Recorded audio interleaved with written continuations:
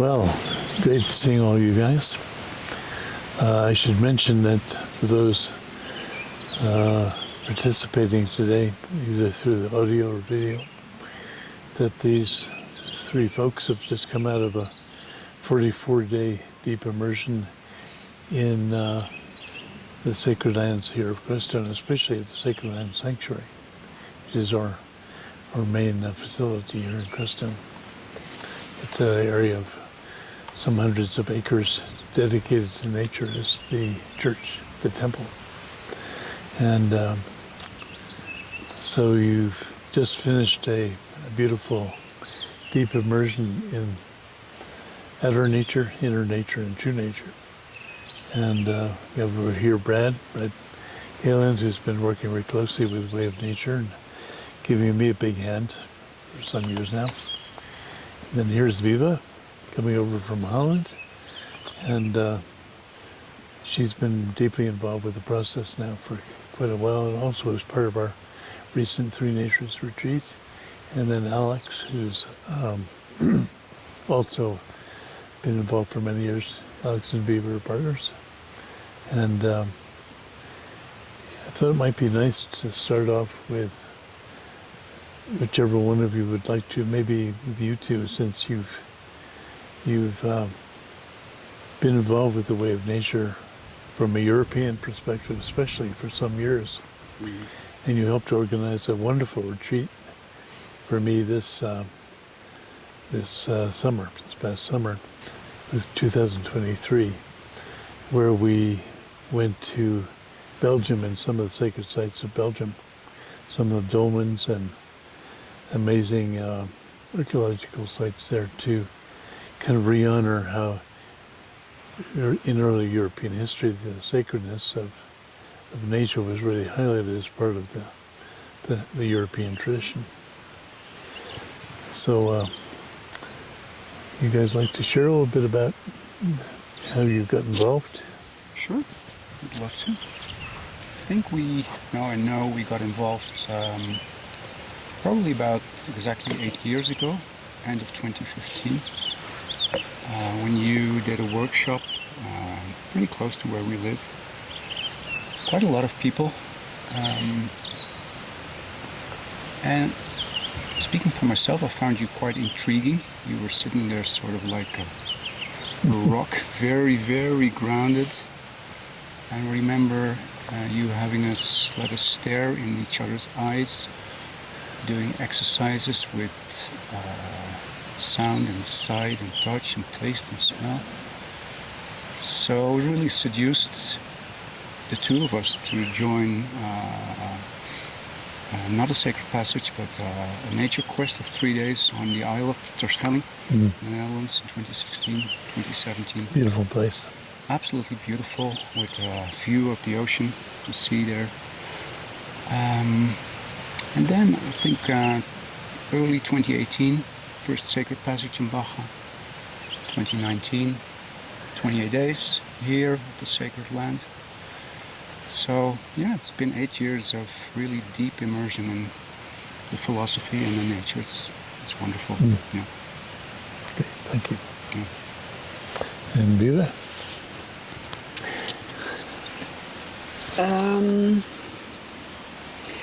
To me something shifted meeting you in 2015. I think I encountered a missing link in my life.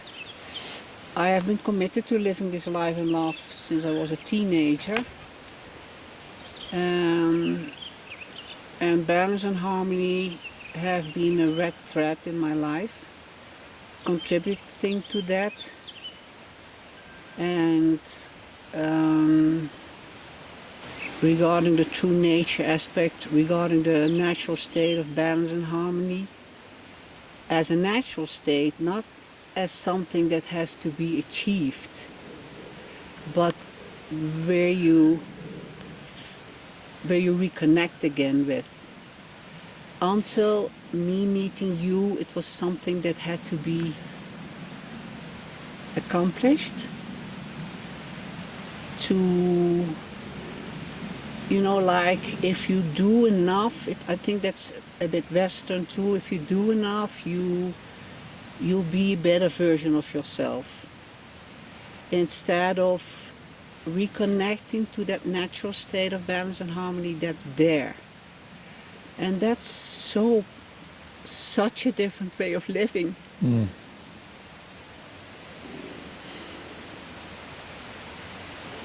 And of course the nature aspect. You said something about the European perspective. We are from Holland. It's so crowded over there. It doesn't have wild nature at all. It's all regulated. So being introduced to the balance and harmony in nature, to the support of nature, to nature as a teacher, that's so totally different from where harder to find. I come from. Yeah. Especially in Holland, I think. And that was what was beautiful. You referred to it last year in Belgium, the sacredness of land, nature as being a temple instead of these institutions. That's a really totally different perspective. Yeah, going back to probably the original roots of how we as humans connected to spirit. Exactly. And sort of a original indigenous perspective. And of course, Europeans had strong indigenous roots, which took me a while to appreciate and explore during my trips over there. Mm. And also understanding how the Roman Empire came and wiped out a lot of that natural connection to nature as the temple. Yeah, thanks for sharing that. And Brad, more of an American history. I think one of the biggest gifts is having that amount of time to let the human world drop away and let the personal definitions of self and even definitions of community and all of your social meanings that define one, just having time to just release all of that and just arrive in a moment, present moment in a natural space in the wilderness where the animals and the trees and the stones are just being themselves from moment to moment and relating very naturally in a flow. So it's just so refreshing to let go of those human definitions and expectations and should be this, should do that, letting go of schedules, all of those details are just so refreshing. And to have that time, that incredible length of time, all of those kind of definitions or expectations that can still come up in the mind as a thought or as an emotion, a memory that might come up, having the time and the space for that to just arise and not have anything to attach to, and so it just has to release in a natural kind of way. Not that it's always easy. Sometimes those shadow aspects, those strong emotions and thoughts can be difficult and uncomfortable all over the place, with emotions. But when there's no human story to attach to them, having that time and space, they just naturally relax and start to dissolve layer by layer. The more time you have, the more layers start to kind of wash away like a stone in the river. So, Nice. just really beautiful. So the structure of what we all did together, of course I was involved too, because I would come in once a week to spend some time with you. To me that was very sacred time, by the way. And we would have anywhere from an hour to an hour or two usually on the average to refine practices, see how the journey was going, and maybe help refine it a bit. In some cases, a bit of redirection were helpful. So the 44 days kind of came up playfully originally. I should mention we have the 28-day soul, which honors the feminine lunar cycle, the moon. And I thought that to honor the solar cycle, the number 44 came up. And then I reflected on the fact that my parents, my dad was Catholic, my mom was from Protestant background, and they both would talk about how amazing it was for Christ to go out into the wilderness for 40 days and 40 nights. And so I thought, well, if we do 44, which adds up to 8, which is a very powerful heaven-earth connection number, if we have 44 days, they get the 40 days that Christ had, 40 days and 40 nights, and then they have an extra 4 just to make sure. So that's a bit of background. We needed it. I don't know if you're aware of that, but that's a bit of backstory on how I came up with the 44. And then we do have a 3-month retreat option, which only one of my students has done so far. But hopefully we'll have a few more in the future doing that one too. As Brad says, this is such a unique opportunity to drop into solitude and the experience of being deeply connected to the rest of life and letting human culture fall away and consensual reality begin to fade. You still carry the shadows and the memories and the stuff in our inner nature memories and future expectations. But for the most part, you're surrounded and supported by nature in this tremendous field of all living things, the trees, the flowers, the eagles, the Mother Earth, the sky, the sun, the clouds, the rain, the hail, the snow. So what a gift. I've done a number of the month-long and longer, several month-long retreats. And they've always been high points in my own life. I've been able to do it in a few cases where I was the first recorded human into some places on the planet. And what an experience that is. Talk about pristine. But I think we have much the same quality here at the Sacred Land Sanctuary. You know, we've dedicated this place as a place where we can come to nature as the church. We have a few small buildings, a cabin, a cook shed, a few things like that, but really in a teepee, open teepee. But virtually all of the teaching, like here, and all of our meditation retreat work is done out in nature, in that broader context of being part of that big family of all living things. And so the power of solitude that Brad was referring to, and having the time to really drop deep into who you really are, what you really are, and what is your foundational nature. Great opportunity, supported by outer nature. So part of what we emphasize, as you guys really know well now, is connection to outer nature and the big life family, and do it by refining our perceptions. Sight, sound, taste, smell, touch, balance and movement, comprehension and experience of energy. And then when those 7 fields of experience are refined, then at the very end we begin to work with thoughts and emotions that arise from the same base of pure awareness.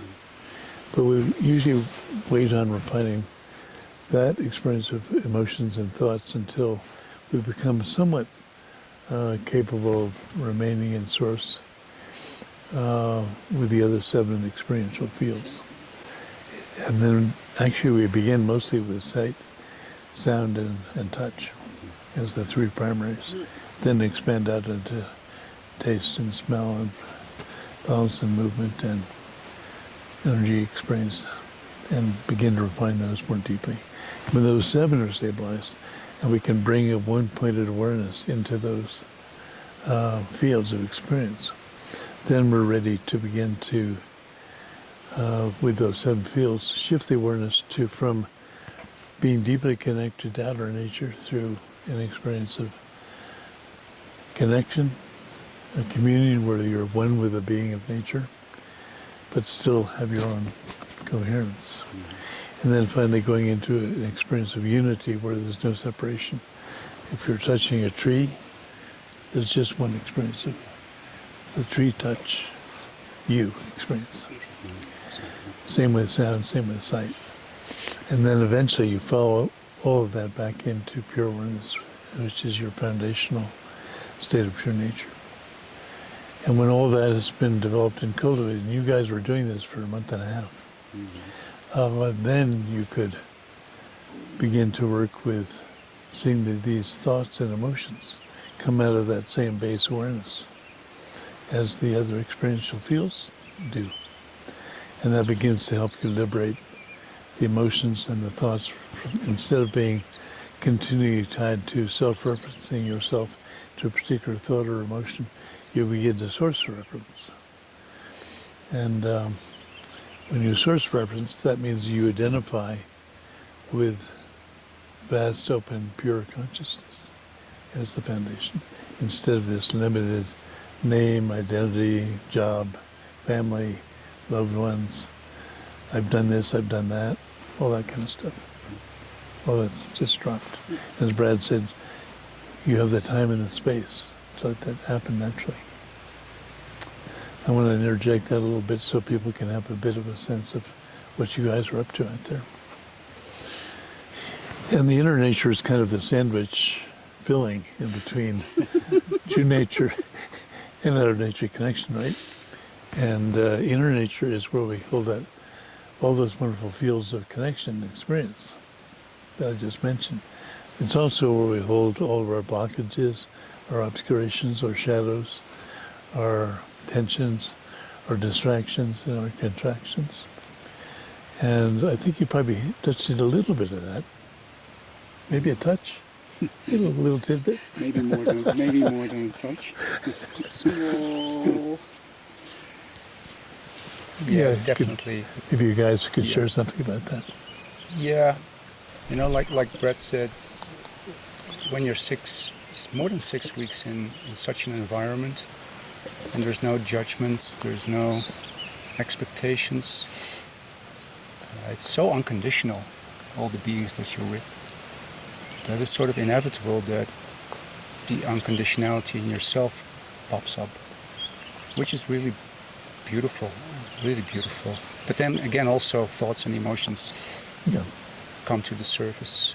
Maybe an example, we did a vision quest. We did actually 2, one with the full moon, one with the new moon.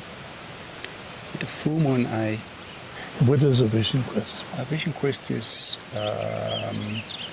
where you are, if you can, you do 84 hours of no food, no water, or very little water. Or no food, no sleep, I mean.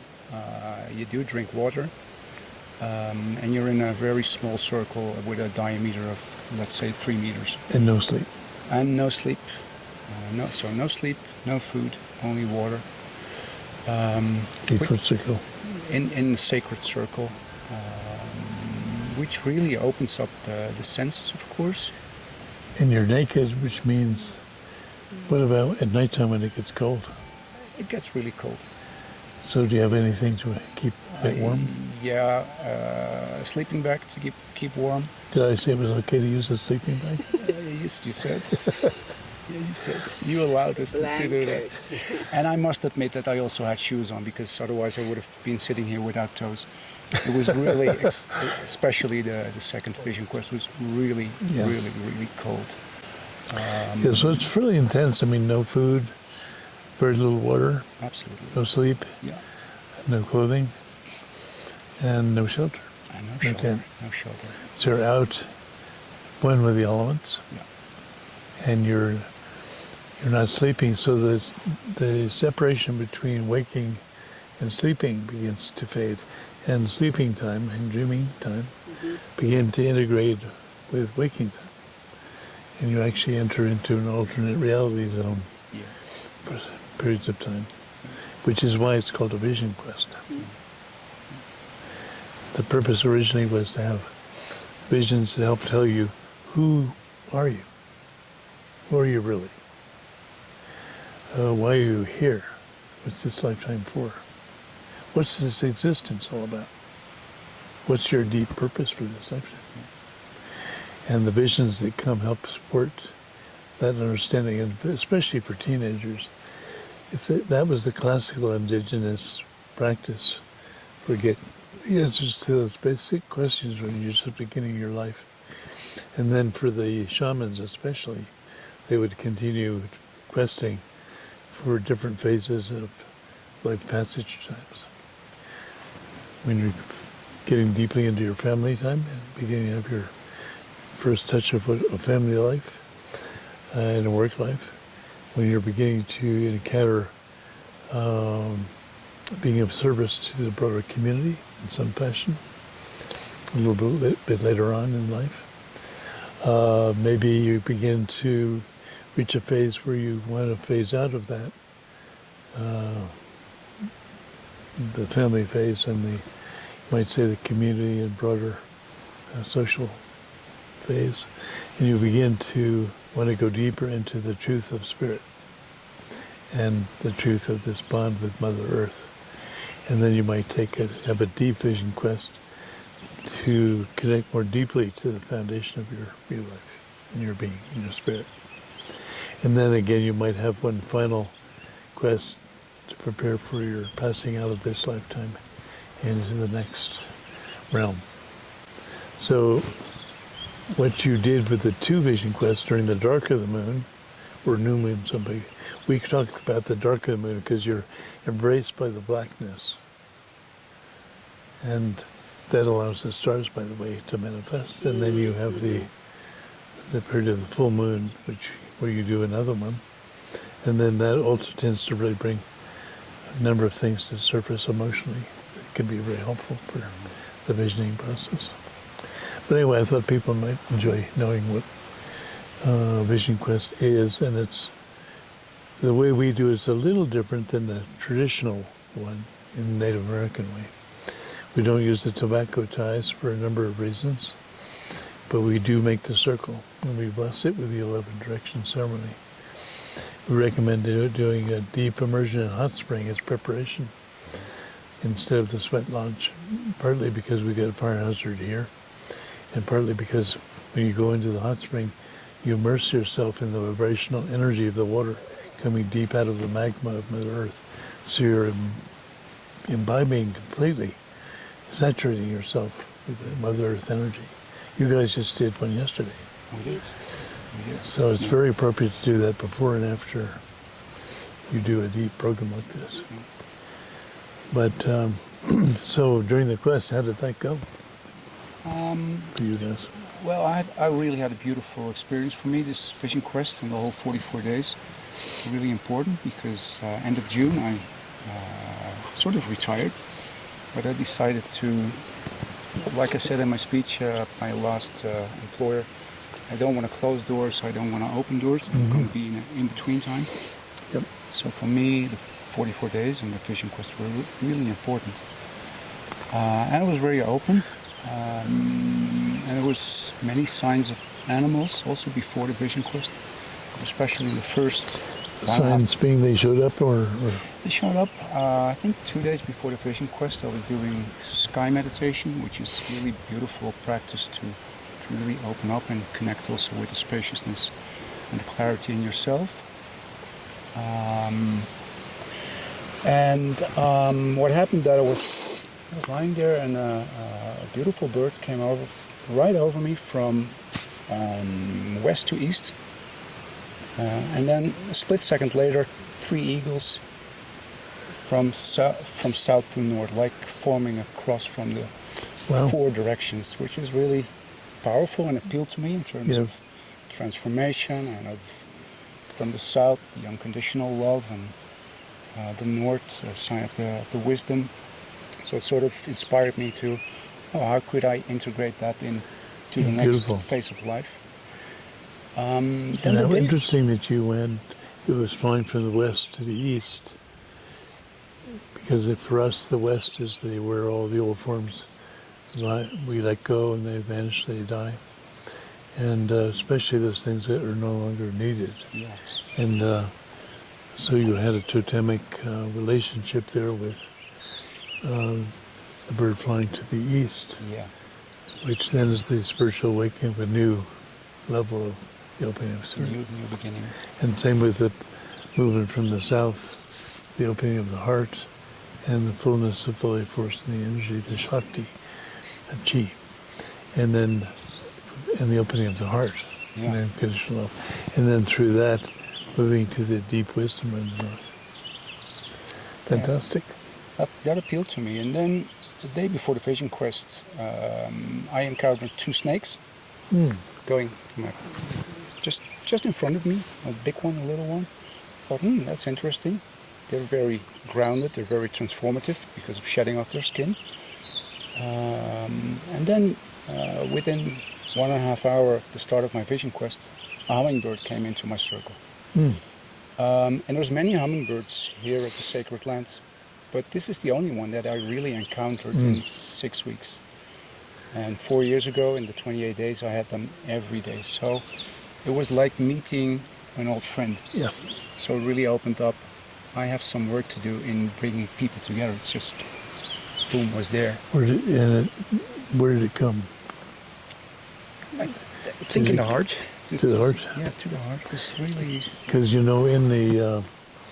in some traditions, cultures, the hummingbird is said to come in. It's a warrior of the open heart, Yeah. and he can come in and spin out blockages that are standing in the way of your next level, and then also help spin in or vortex in positive qualities that you're ready and ripe for. So they're an amazing being Yeah. in so many ways. So that was beautiful, and then to sort of finalize, I had a beautiful first day, and I was sort of thinking about the future, and it was really felt good. And the second day of my Vision Quest, out of this same emptiness came pretty devastating thoughts, like no, you created that, you fabricated that vision, it's not real. And then the third day, everything was fine again. Yeah. So it made me realize that, let's say, positive thoughts and negative thoughts, they just come from the same place. Yeah.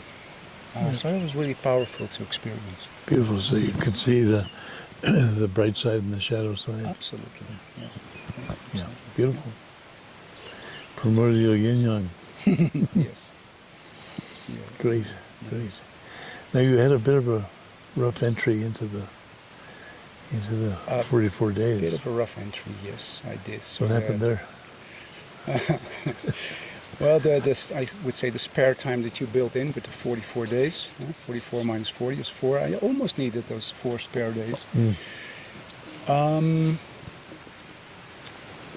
While mentally preparing in Holland, I had sort of a fixed idea of I want to be somewhere on the Sacred Land, but I need a view. I definitely need a view of the sunset. So I was, in hindsight, I was grasping to. And I think with that I also created a duality between myself and nature, like I want to use you for having. And I think nature was pretty direct with me. The first day when we were getting our gear up to our sites, and I had chosen a site higher up. And the week before, Viva and I, we explored together. And I said, no, this site is going to be good for me. It has a view. And she said, are you kidding? This site is there's no good energy. It's very hard to find a spot for a tent.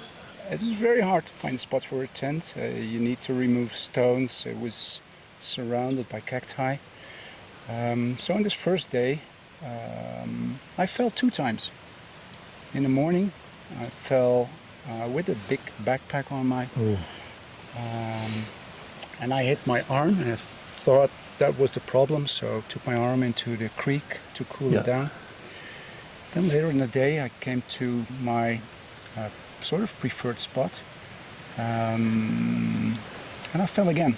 oh, I fell with my right hand into a bunch of cacti, and I think I had literally about 300 of needles in my right palm. you know, Alex, we sometimes call that our spontaneous acupuncture treatment. Well, it had a quite dramatic effect because You I got was, a major treatment. Yeah. Brad and I Major have many stories about this. Yeah, it opened up a lot of emotions. I was actually walking around like a lost kid, Yeah. really.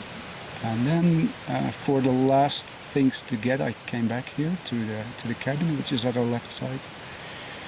And I thought, there's something strange with my right leg. And then I pulled up my trousers, and it was like, Brett, you were also there, and Viva too. It was like a balloon. Yeah, I'm sorry. I've never Sorry. seen something like that. So I had to actually postpone my real entry into the 44 days and be in a tent closer Yeah, here with yeah. more opportunities for support, which I fully received from you and from Bert and from Pat and from Viva, of course, which is beautiful. That's great. I remember having to transit from being the teacher to the Iceman. Yes, right. You went back and forth with ice packs. So it was quite a lesson. I remember me asking you, what do you think, John, is my biggest lesson? You said, full embodied presence. I said, okay, thank you. Yes, you're so right. So that was a big lesson. Also a big lesson to be able to receive the support from Brad and from Pat Roach and from you. Yeah. Because normally I'm someone who says, well, I'm going to fix it on my own. You're in charge and you can handle yeah, everything. yeah. And now I had to give that out of hands, and it was so wonderful to receive the support. And also it gave you an opportunity to slow down for a bit. Absolutely. Because I remember you were saying, well, I think one of my lessons here is that there's an opportunity to really slow down, Absolutely. not have a hastiness in my life. Right. Yeah. And that seemed to be a really nice answer. So it was a good lesson, and then changed to another spot closer to the creek. Yeah. And had a difficult 1.5 first weeks, but then after the red thread was, I think I had a big lesson in the beginning. Yeah. Yeah, it's interesting. Very tough in the beginning, and then it seemed to get more and more embedded in the three natures process. Yeah, definitely. Of course, with days, with lows, but a lot of days with really good days. Yeah. Resting in nature, in true nature. I was very impressed. Every time I came in, I noticed you were a little brighter, a little more shiny. The eyes were glowing. And in the beginning, it was more like, and as you were saying, trying to get the perfect spot. I definitely, the first week I sometimes lost my motivation because it was really hard. But then again, I sort of underlying knew that this will pass too. But the great thing is that all three of you showed great perseverance through each of you had certain things you had to deal with. And you all showed great perseverance and an ability to understand that this stuff coming up is just part of the deal. And hang in there, carry on with the core of the process, and trust. And you all did that. So I'm very impressed. Very, very impressed. Thanks. Yeah. I think a big part of being able to do that, to stick with it, is just knowing from the beginning that it's not just for this one being. You know, it's really to be able to clear away more blockages and drop in at a deeper level of connection with Source and with all of our relations, all beings, and at a heart level and an energy level and spirit level, and then be able to hopefully come back into the world a little lighter, more open, more free, Yeah. more free from those kinds of blockages or attachments. Yes. So that we can, be.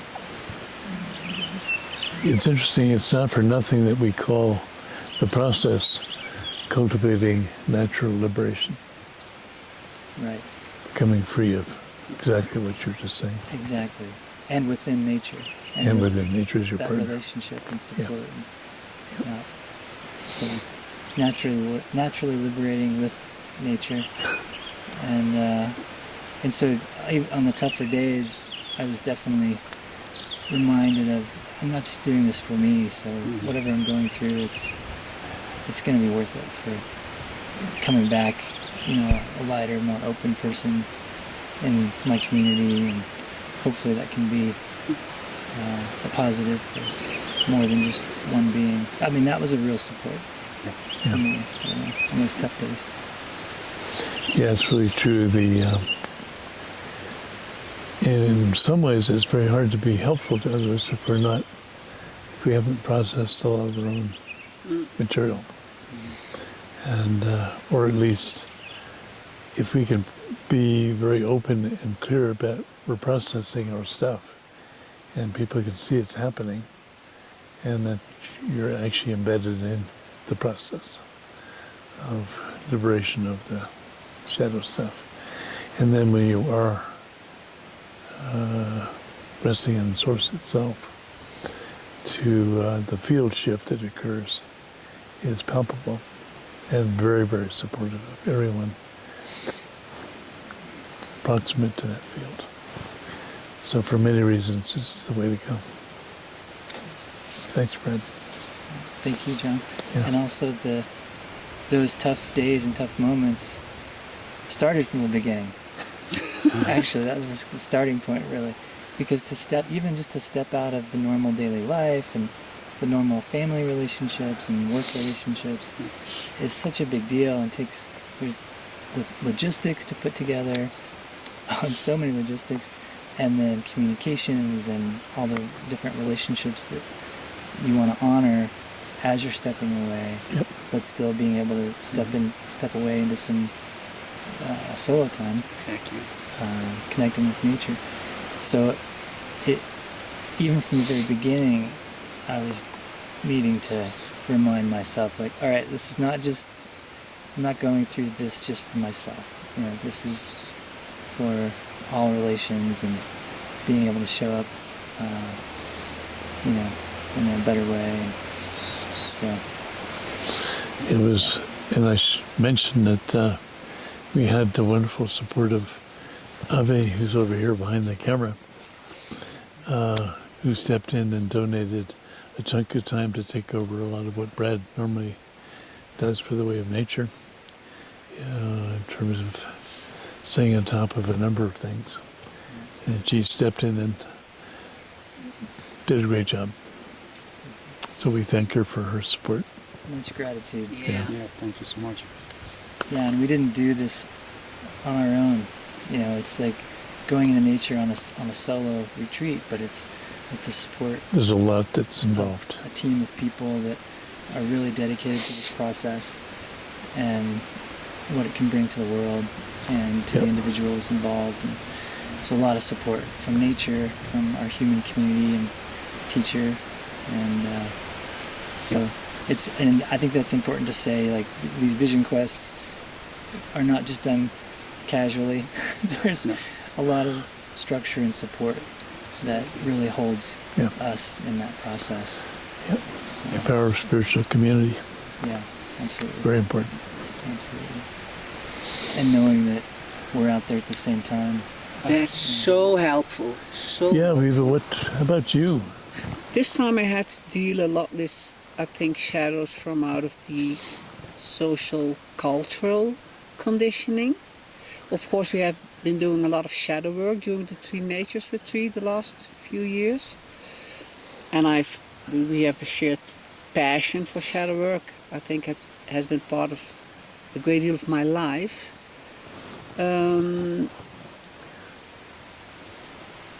You do a lot of work with a number of clients, and they're dealing with their shadows, don't you? Always. have been dealing with shadows in myself and in clients, Yeah. to free them up, to open space. And I think in the 28 days, 4 years ago, I did a lot of ancestral shadow work and generational shadow work. But this year it seemed the right time to deal with some social cultural conditioning stuff.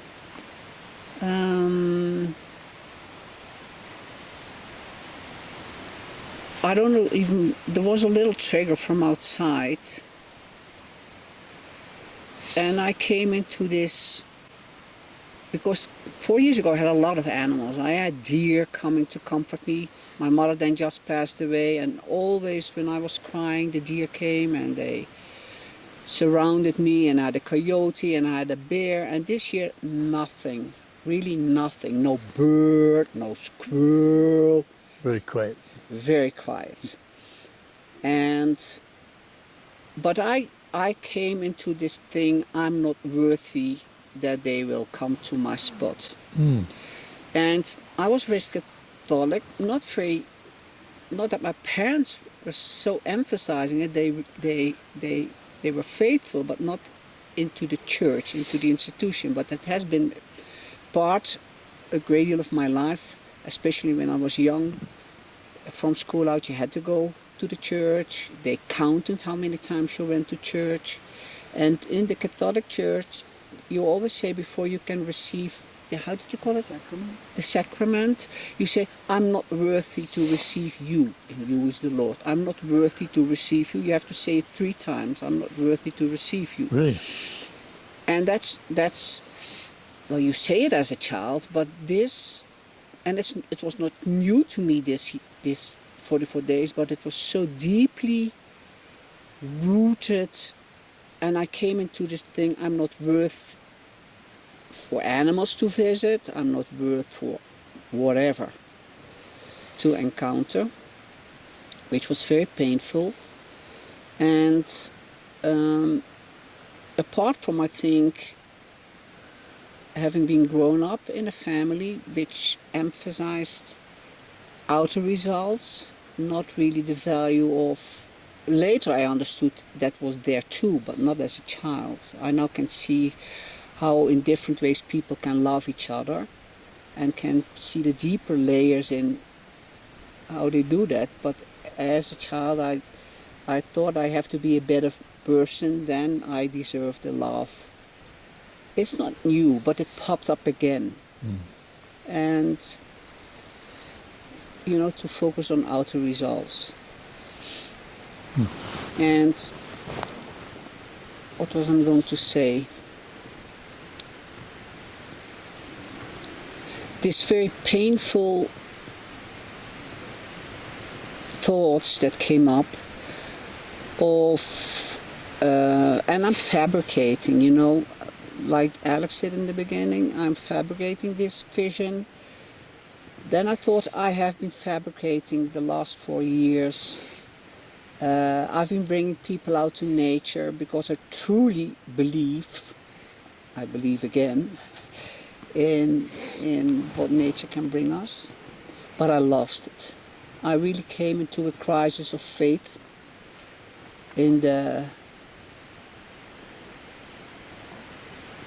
path.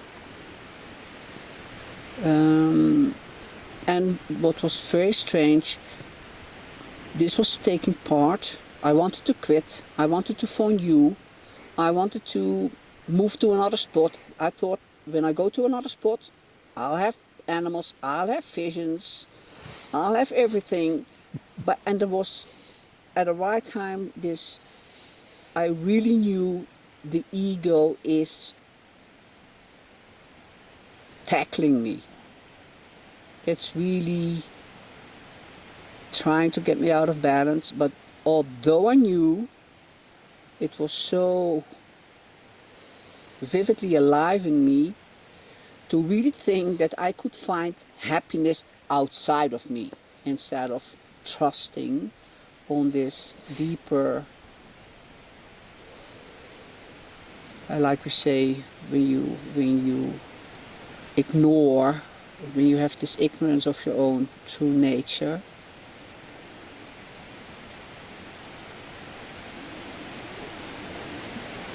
that's so painful. That we experience the separation from who we really are is so utmost painful. And I got cynical, and I'm not a very cynical person at all. But I really, you've seen me. Oh, and that was so funny. So I told you, about all these things happening, and I don't believe in it. And During our weekly. through our weekly meeting, and I said, but John, if I'm going to quit now, I'm going to quit with the path. I'm going to quit bringing people out in nature. I'm going to quit with what I've been doing for the 3.5 past years and what I have planned for the future. It grabbed the foundation out of me, of what I've been doing and of what I want to do. And you listen and you say, oh, that's a powerful obstacle. I thought that's principle 13. Don't take everything too serious. So that really opened up again. But what I'm trying to say, it's so painful to be cynical, to mistrust. And we were talking about that. And why I mentioned this social cultural conditioning thing, I think so many people are so cynical, are so living in mistrust.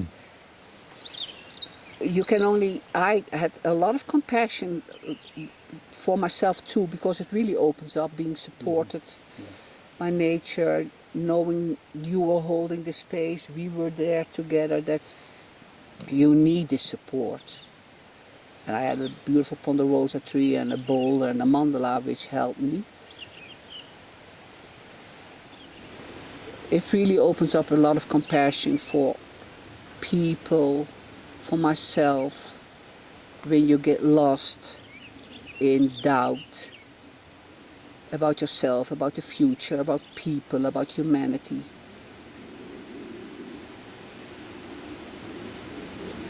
I always said in my professional life, when I guided conflicts and I was building trust in people, in teams, you have to be honest about mistrust too, to really open up to trust. And I think I experienced that very much.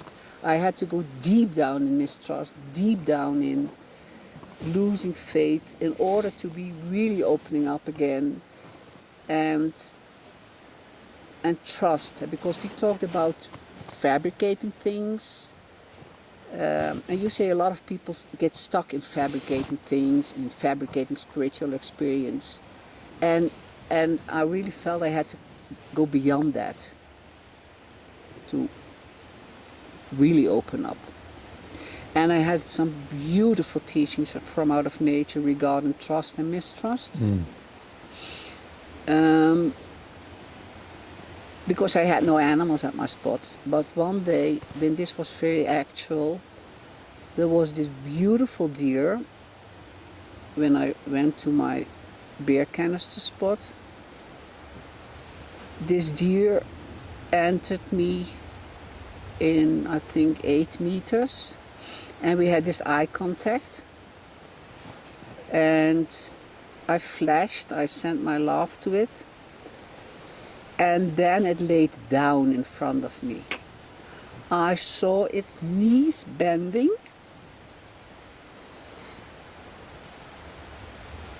and lying down in front of me, and I thought, this animal trusts me. Who am I not to trust my own experiences, not to trust the teachings of nature, the interdependency? Like you said when I told you, it came as a totemic experience. It came to tell you, you can't trust this. So it is really, laid a different new foundation in the heart. And then we had this contact for a while it was laying down, and then I paused it carefully to do my dinner, and it was there all the time when I was preparing and eating. And when I left, she stood up, went to my spot. I saw her going to my spot, and she was on my spot, and then she left, and I haven't seen her again. So there were some messages from animals, like the owl, when I was doing the Tai Chi for liberation, and the owl came from south and took a spot in the tree nearby me at southwest. And as Alex said, south is about the unconditional loving heart and the vitality and the opening of the heart. And well, it was a bit dark, but I saw this neck going around. I don't know if we had eye contact, but anyway, it was a beautiful message from an animal too. And there was this, I think there was this contact, and then it flew to north to the field of the wisdom. And west, of course, is to release, like you said, old stuff, old crap. So there are these messages, you can drop old stuff. It's not necessary anymore. So this was a powerful encounter with the owl. And I had this lucid dream about the hawk circling around my head. And I just could feel the energy entering to my crown. Kind of like a vision dream. Like a vision dream, exactly. Was it during your vision quest or different time? A different time, yeah. Yeah, during my vision quest, which I did for the 84 hours, I had mostly contact with the moon. That was very powerful too. Beautiful rainbow-colored moon with a lot of rays. But these things, these encounters with the animals happened afterwards when I was so struggling with the trust and mistrust thing. And I could feel the energy entering of the hawk. And you say the hawk can open up in you spiritual insight. I was very grateful because it entered me. But then it's about the trust and mistrust. So I was absolutely sure it was really happening, and I was really very grateful. And then in this dream, there was a former boyfriend who says, "Do you really believe this hawk came for you? It was because you had cheese on your head. It just wanted food. It was not entering you with a message." Just a hungry hawk. Such a hungry hawk. But I was really sensing into it. It was so truthful. And then this mistrust part again. But then I said to this former boyfriend, "That's why we split up. You ruin everything." But I'm a bit kidding, but it has been circling around trust and mistrust. Yeah. But I think I had to go deeply into mistrust to really open up to trust. Yeah. And it's interesting that that we have these 12 principles in the way of nature. And the first principle is what? Everything in a world of forms is interdependent. Everything arises from pure Arises formless from, state. manifests in, and Manifests dissolves in back. formless, and as it manifests, it's completely interconnected, and each form aspect is constantly changing its aspect. So when we talk about these amazing experiences with the birds and the animals and the plants and the weather and the elements, it's an expression of the language of the great mystery, communicating and providing a certain kind of insight.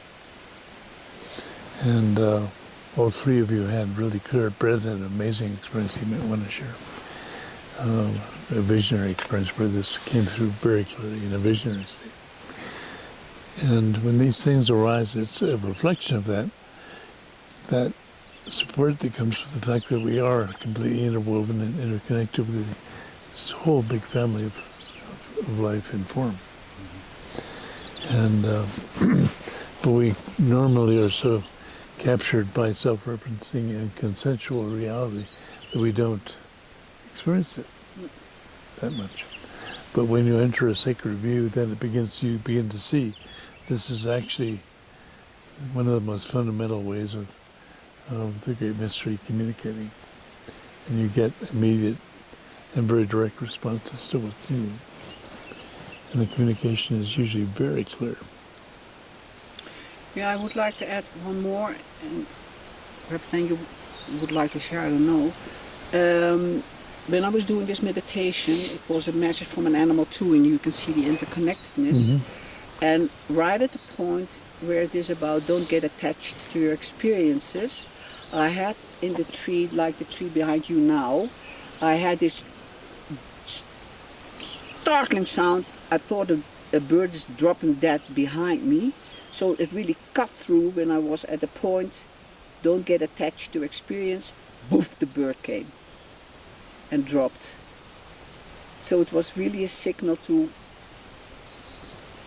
open up into clarity, into spaciousness, and withdraw your attachment to experience.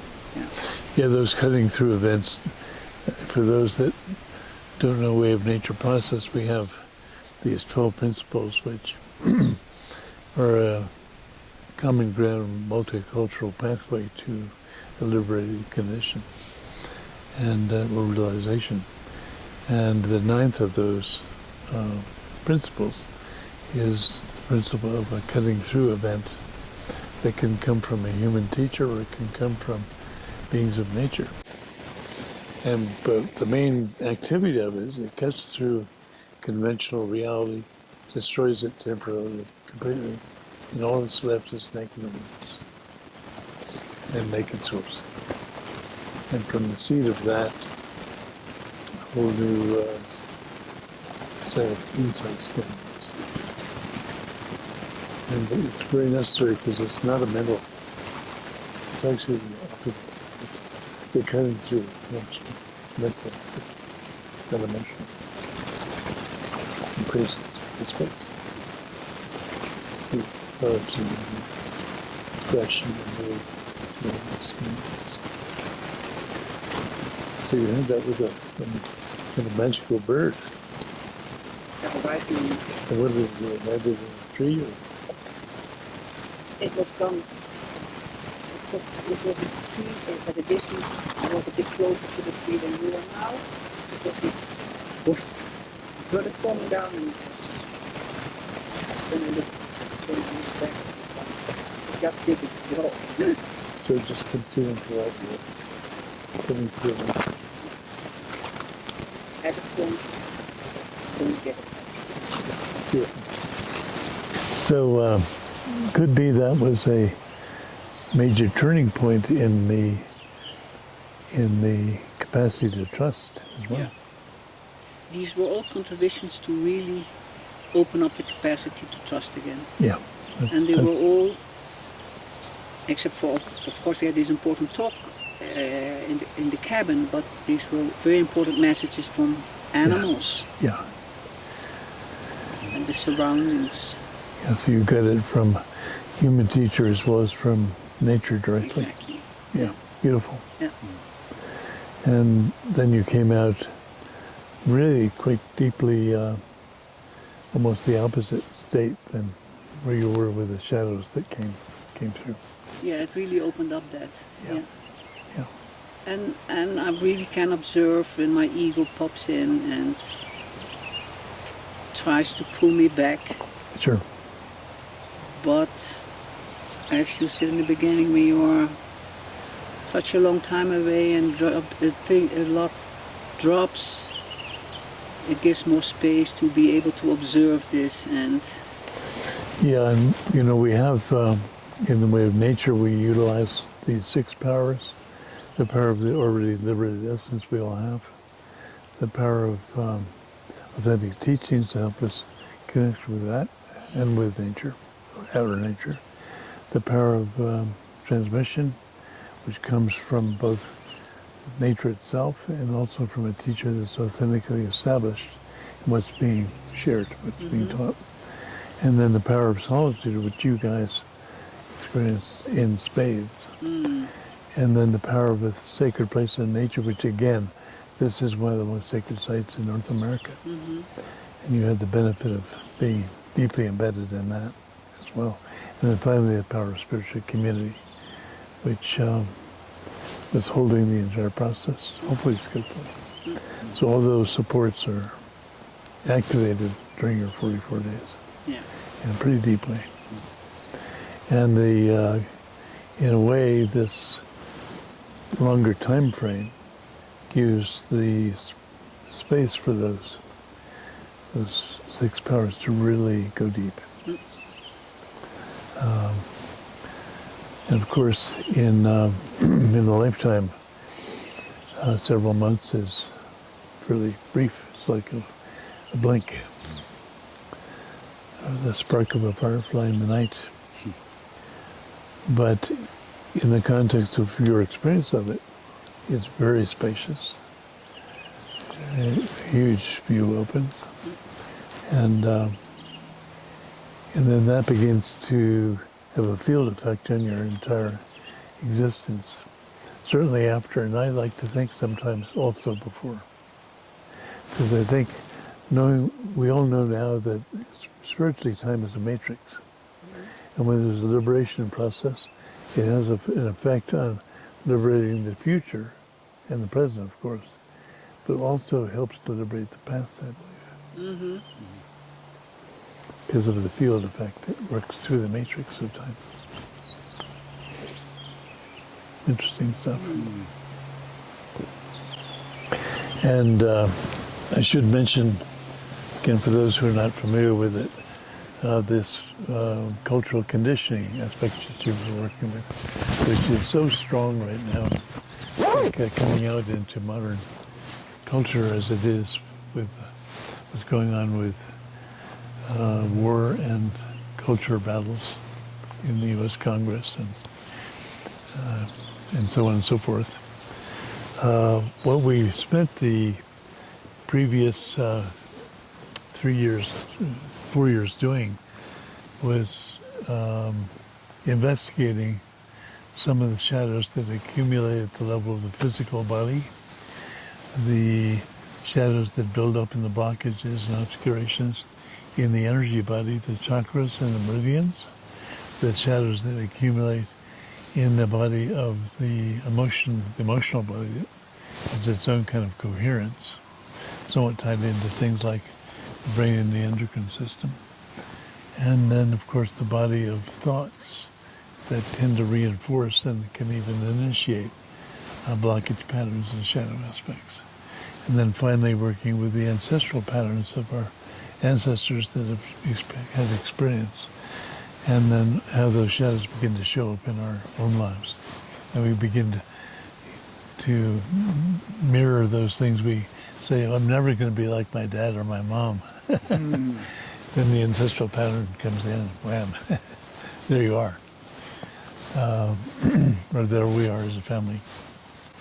And then after that, we began to work with these cultural patterns of influence, which are extremely powerful, especially in modern times with social media and the influence of TV and film, radio, communicating and influencing through everything from advertising to political campaigning. And there are profound set of influences on this. And it reinforces consensus reality and locks us down into more embedded consensus reality participation pattern. So if we're going to free up, if we're going to liberate, we also have to liberate the cultural influence pattern. And so it's great that you did a lot of work on that. That's fantastic. And the final one, of course, is the karmic trace pattern, which are those traces we tend to carry through from one lifetime to the next. And when I came up with this system some years ago, I then defined 7 fundamental techniques for transformation of those different levels of blockage. And actually some of those levels of blockage have unique ways of addressing the transformation of the shadow aspects. For example, karmic traces. Probably hypnosis is one of the more helpful techniques to get in touch with the karmic traces that we may not be so aware of in our normal lives. So there are certain unique ways of transformation of those different levels, but in general we apply these 7 techniques of transformation to each of those levels from physical to karmic trace. So I salute you for taking on the cultural influence, which has become so powerful in modern times. And that's fabulous. It was not only about me what was happening. It was as if I tapped into this field of what is going on so in society, in the social cultural conditioning things and the themes that play. You know, it's interesting, what you've just, all 3 of you have just done, is about a deep immersion, a deep retreat in the liberation of the 3 natures aspect, the connection to all of life, the direct connection to your blockages, and then the opening of the connection to source, true nature. But it seems like to me, in modern times, the body of influence from TV, radio, and general social conditioning influences of all kinds has become so much more antagonistic and fierce. It's really become very antagonistic. And it reminds me of the consensual patterns that in previous times were much less antagonistic. I was sharing with Brad, but when I was growing up and working in DC, helping get the environmental movement going back in the 60s, I worked with many people in the Republican Party, for example, as well as Democratic Party. The Republicans were, many of my closest associates were Republicans. They're very kind. They were very gentle. They were connected to nature. They were fierce advocates for nature. And much of the early environmental legislation was passed by the Republican Party and people like Nixon, believe it or not. But what's happened since then is with each decade, it seems to have become more and more antagonistic and more caught up in less willingness to respect each other and find a common ground. And much more fierce in holding on to our position, which tells me that our self-referencing aspect, the ego aspect, has become immensely powerful. And social media has really emphasized that and solidified that. And I would like to see social media and the digital world begin to help support pointing back into the real thing of a liberated condition of our true nature. It has that potential to point back into the real stuff. Our website says, why settle for virtual reality? I would say we actually need to settle for really connecting to the real thing, the real stuff. And the digital world, good movies, good film, good dialogue, good interconnectivity through media can all support pointing back directly into our true natures. If we did that, then a lot of these issues around warfare, social unrest, massive political combat within different parties, not just in the States. I'm seeing this everywhere in the world right now. All of this would begin to settle as we make a deeper connection to our authentic self, our authentic being.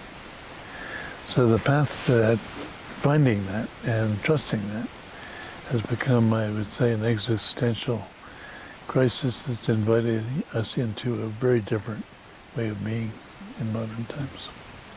So I salute you for taking that one on in your retreat.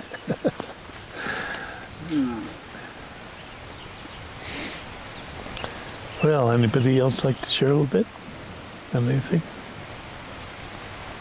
I would like to share, Brad, you? I had this one, because you were talking about going back to your true nature. I had this one beautiful, maybe it lasted for 30 seconds, but it's in the top 3, I think, of experiences in the life as I remember it. I told you, I was doing this meditation with the right posture, relaxed posture, with a scan of my whole body, of the surface of my skin, my muscles, my organs, the whole. So I was resting in the stillness of my body, silence of the speech in the mind. I was resting, and then what happened? I was looking literally through my eyes, but then through my eyes when I was just a newborn baby. I just knew it was really a astonishing experience. And we did a lot of, over the last years, a lot of exercises in dropping names and dropping the I, the you, the he, the she.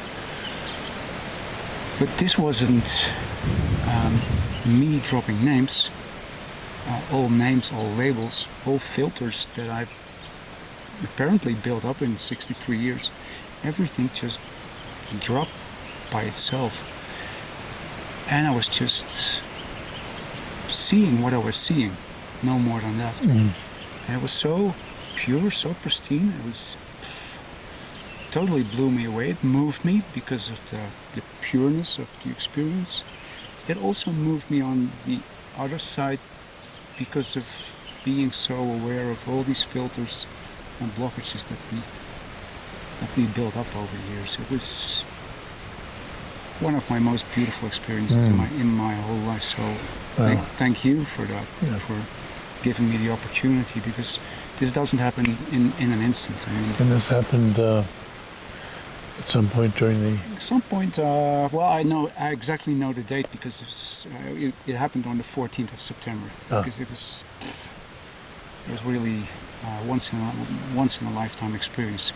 But then again, not, because I must have had much of these experiences as a newborn baby. Yeah. But I can't remember. Right. So it brought me really back to the pureness of my being, I think.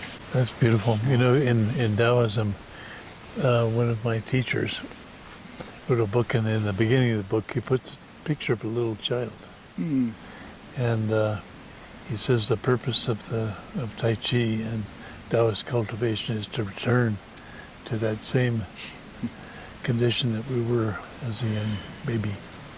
I'm very happy to... The pure openness and receptivity and wonder. Yeah.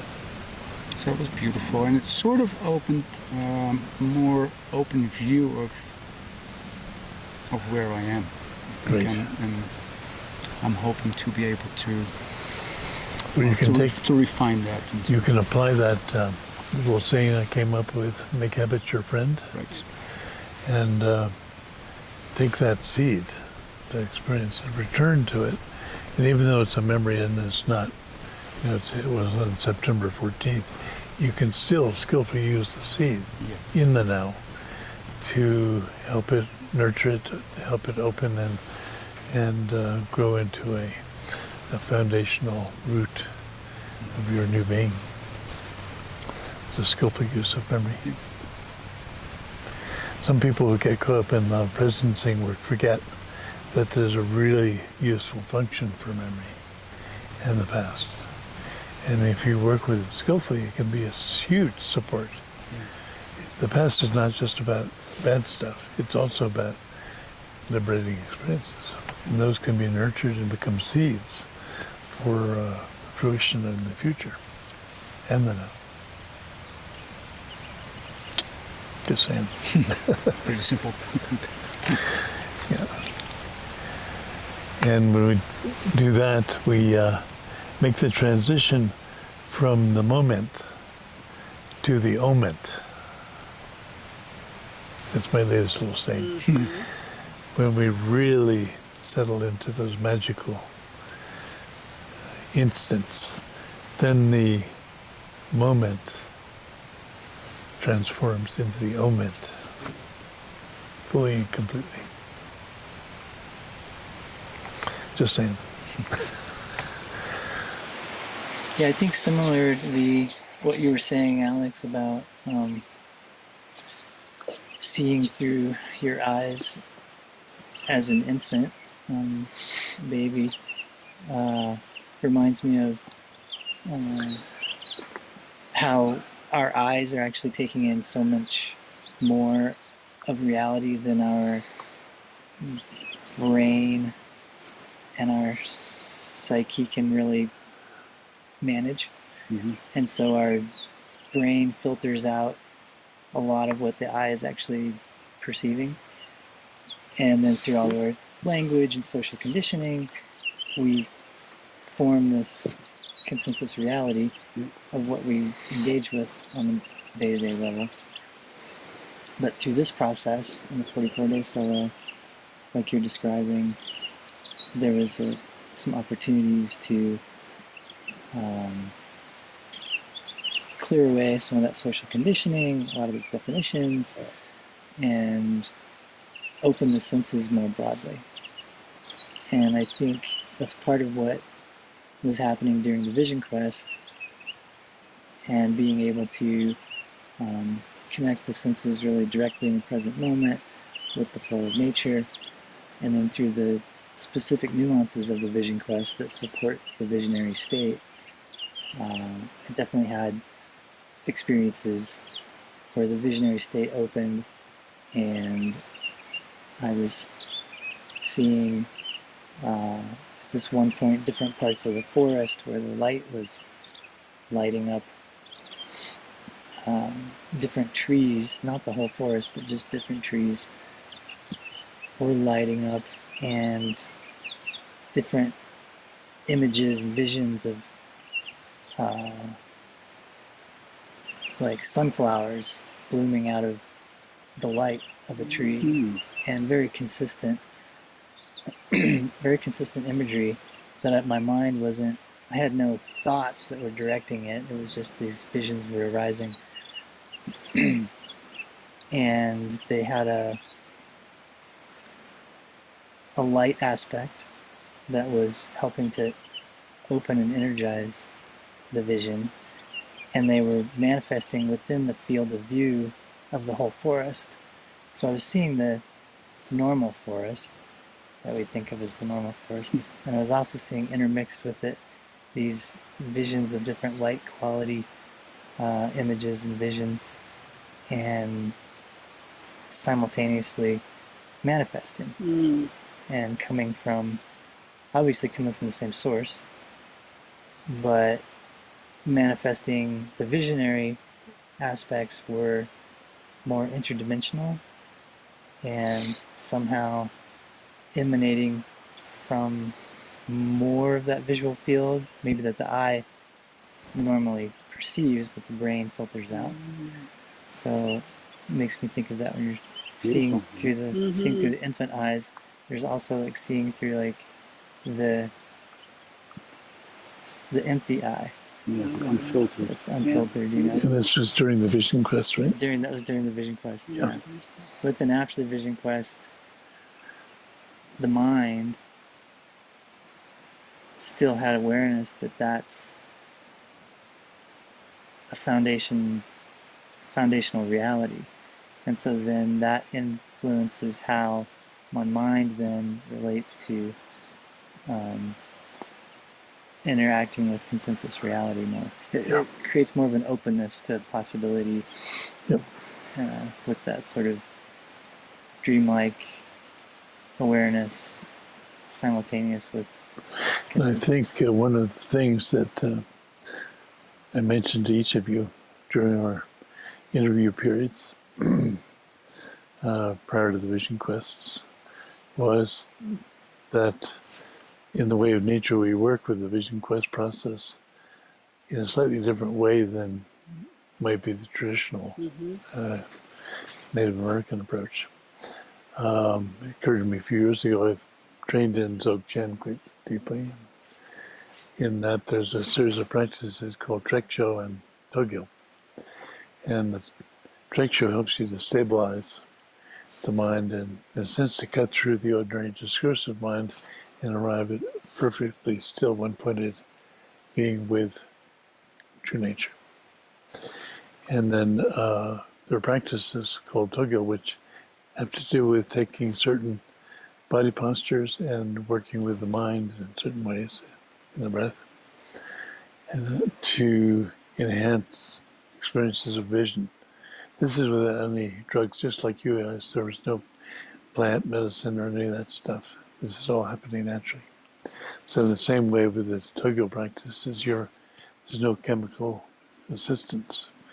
And you learn how to produce vision, or how vision arises with the support of these postures and particular inner preparatory practices. And then as the visions arise, and there are a number of different types, they are experienced. You appreciate the beauty and the clarity of them, but they also support you beginning to understand or experience what I somewhat playfully call the reality formation process. Reality formation process is how this consensual world is created. It's also the understanding of how this consensual world is created is deepened by going into the vision state with understanding that's arising from the same base that the consensual reality comes from. So as you begin to have these experiences of the visionary states through the vision quest, we take those as an invitation to experience them arising from true nature, from source, and deepening our capacity to understand all dimensions, all worlds, including those after death and the mortal states, arise from the same base of pristine awareness.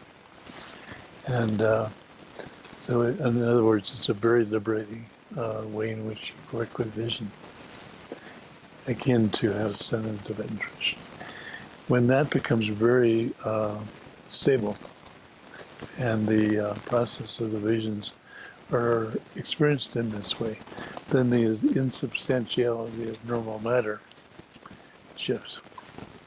And that's why many of the great masters, when I went to Tibet, I would enter caves. I remember going into Longchenpa's cave, and all over the roof of the cave, Longchenpa was a great Dzogchen master. The roof of the cave and the walls of the cave were handprints and footprints. He's obviously the substantiality of the walls of the cave were so insubstantial that he left footprints, handprints, and other markers of his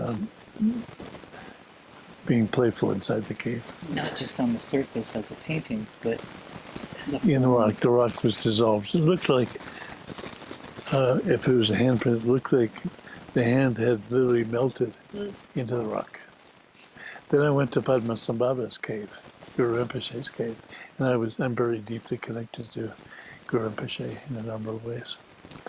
And when I went over to where his main place was for sitting, I saw there was a great kind of a circle melted into the rock. I thought to myself, that's really unusual. And then I realized that's where he sat. And it was a big melted print of where he sat. Kind of a butt print.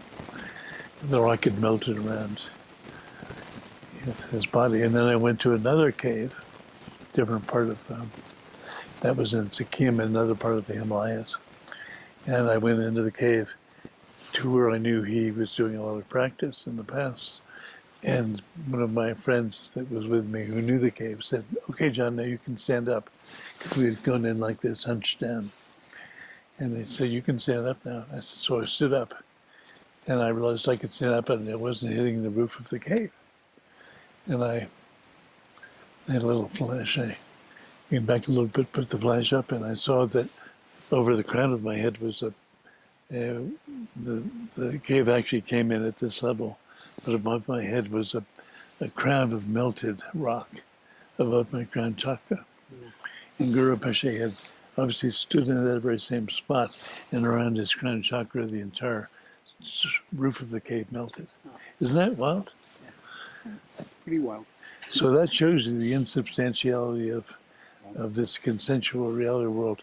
And of course, it also culminates in many of the great masters leaving in a rainbow body. Their elemental aspects dissolve into light, and then the light dissolves into space and into the true nature aspect of the source. Just saying. So all that, zero H, all that stuff is essentially open through the correct cultivation of the vision quest from a way of nature perspective, which is fairly true to the original Dzogchen perspectives, I believe. Or this alleged one believes. Interesting stuff. A bit more for maybe more advanced students to play with, but you guys have done quite a bit of homework, so it's worth mentioning. And we did touch into this a bit before your vision quests, so it would be nice to share with the wider audience. Yeah. Yeah. Thank you. Thanks for sharing, Brad. Thank you. And all of you, and Viva and Alex. Wow. Beautiful. So, Thank you. do you have any recommendations for people vis-a-vis engaging with this wild and crazy process? I think a very simple one, which goes well with my shirt. Do this step by step. It has really helped me to do this step by step, because if I would have plunged into a 44-day retreat without all the preparatory work and first 3 days and the sacred passage. And the Three Natures training. The Three Natures training over the last 4 years. It requires commitment. I think that's really important. Commitment is really important. And step by step, don't overdo it. Yeah, if you try to move too fast, then it just becomes part of that process, and you're right back where you started. And it's helpful to honor the fact that the grip of our self-referencing is really powerful. Absolutely. Really powerful. And as you begin to disengage from that, then all the shadows that try to preserve the self-referencing pattern come right to the fore and say, oh no, you're not going to do this. I'm the boss. No. And actually what happens is when true nature becomes the reference point, and source referencing replaces self-referencing, the individual ego is still there. It has a role to play, but it's a bit player instead of the big G's. Yeah, then it can be at service of the process. Exactly. But when it's going, as you always say, becoming the king of the hill, like I experienced during this The special times, then the special one. The famous. the famous one. Yeah. But I think adding to what Alex said, I think it asks commitment, and like what you said in the beginning, Brad, you really realized from off the beginning, it's not only about yourself.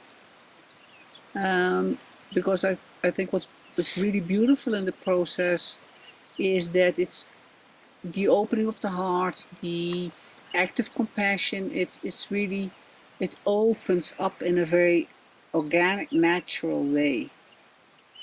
And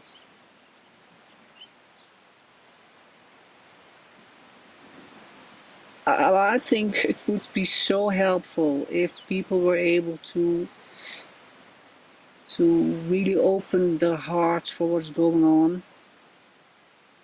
And I think this process so supports a natural way of opening, not being exclusive. I'm not going to be compassionate for the people I know, for the people you know, but no, it really opens up a compassion that's doesn't make differences anymore. And of course, I realize that it will ask discipline to go back and back to that in the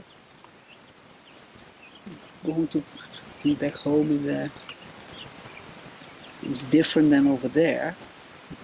But I think people who want to contribute, this process supports so much this organic way of opening the heart and being unconditional. And yes, we were there alone, and it was a sacred place of solitude, and but it's not about being solitude. It's all about opening the connection to all of life, to other people, to all family of life. And so perhaps people think you are all there by yourself, and it's not that difficult to be all by yourself on the mountain, although after these 44 days, I respect people being alone on the mountain very much. It's not that easy, but it's not about separate yourself from the world at all. It's connecting with the world, with people, with all of life. Absolutely right. That's why we changed the name. Originally, we used to talk about the solo time in nature, and then we changed the name to the all-one time solo in nature because of that. Exactly, and I think this is very important because it's not about doing something all by yourself on a mountain. Yeah. It's much more than that. Yeah. And it helps you opening up to that. Beautiful. One last thing. Now that you've come out a few days ago, you're engaged in something that I've been calling kind of a unique part of the way of nature process. And thank you for your testimonial about that. But a unique thing about the way of nature process, to me anyway, is the fact that we include tempering as a key point. Tempering and as a means for integration back into the alleged normal life. And tempering, as you know, in sword making and so on, put it into the fire, heat up, bring it out, hammer it a bit into the cold water, back into the fire. Might do that 1,000 times to get an edge on a samurai sword that can cut through tissue paper floating in the air. And so what you guys are engaged in is a tempering process to support integration that every bit does, even with a sacred passage or a nature quest, there's a tempering component of that, to that afterwards. So I'd love to hear how the tempering has been going, and if you have anything you'd like to share with folks about that part of the process, because this to me is the big missing piece in so many retreats.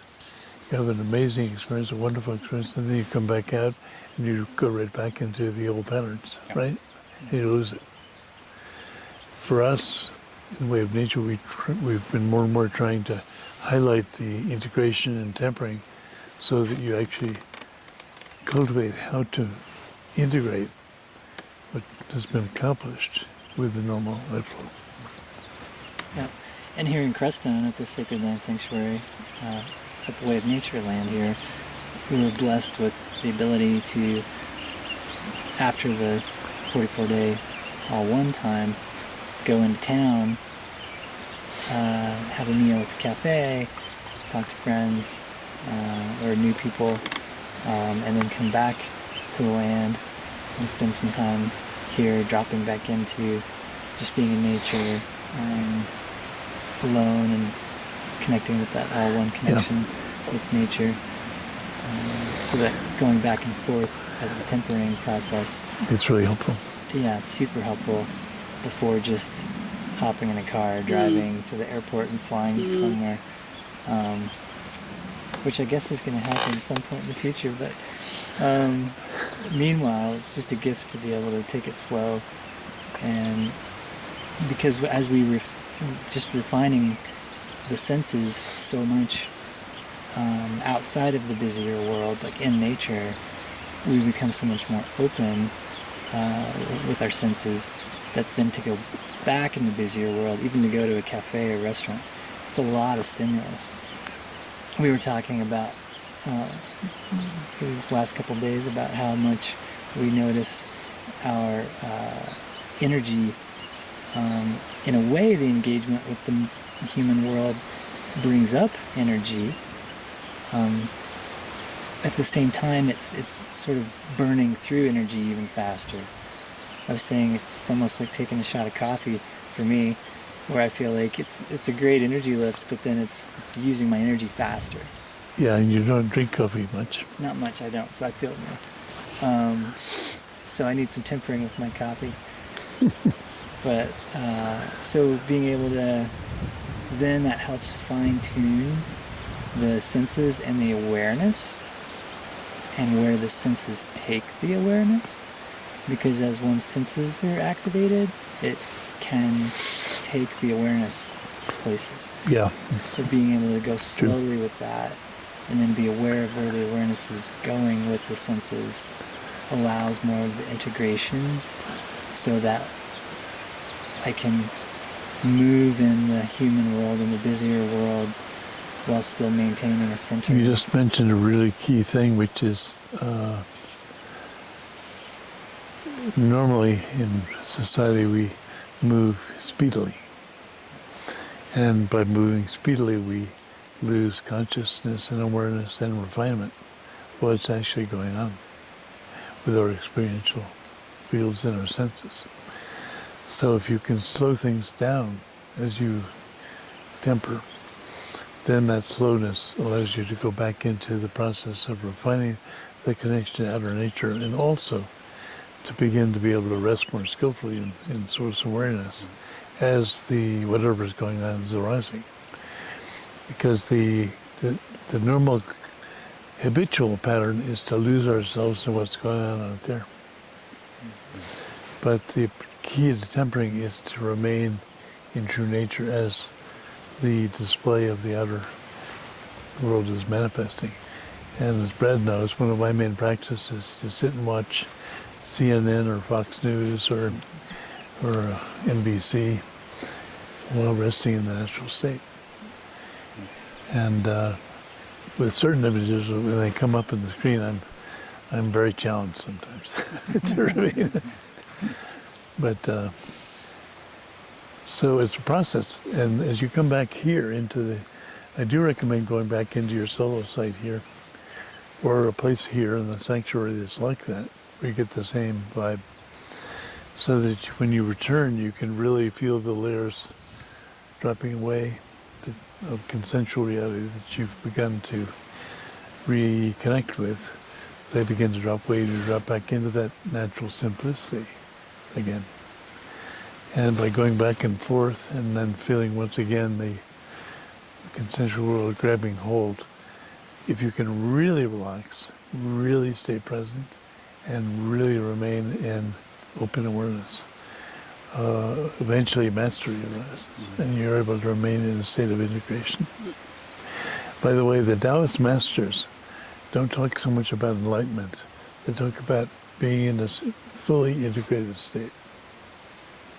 That's a great deal of what they mean, by the way.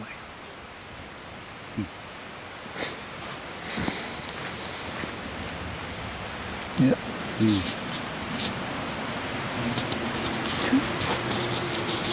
I think not only CNN, also traffic is a very good opportunity to temper.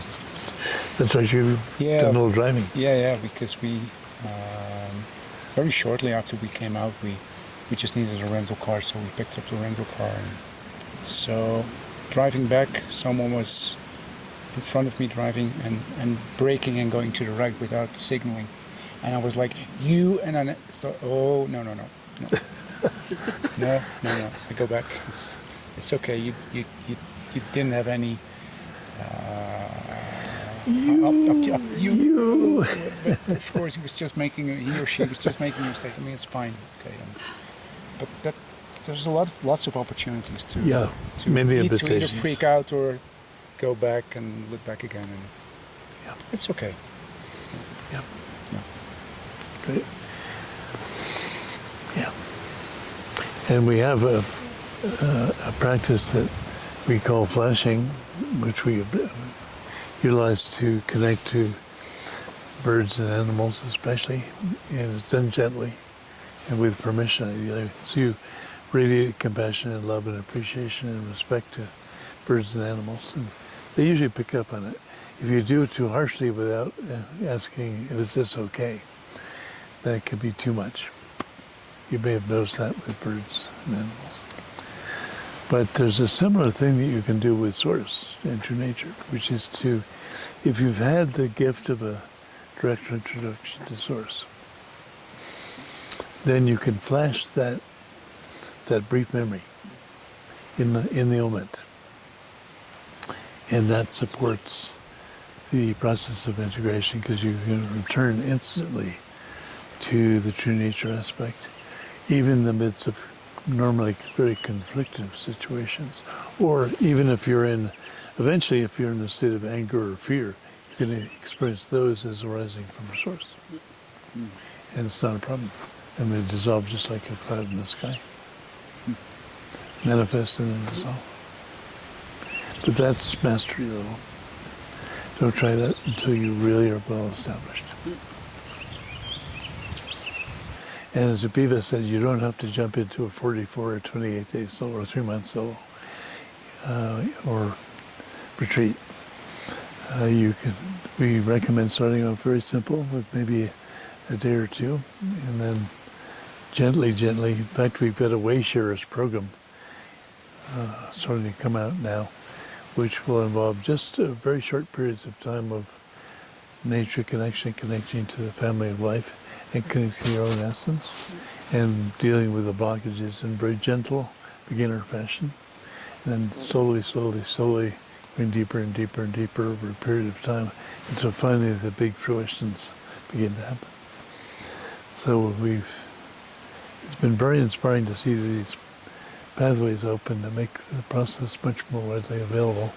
And as you guys know better than anybody, it's all based on a common ground approach. So it's not one particular religion or culture or spiritual pathway. It's meant to be a universal path that's based on the common ground of many of the great traditions and cultures. And then secondly, so that's one main thing about it. The second thing is that it's about deep and authentic connection to the three natures: outer nature, inner nature, and true nature. And that's it.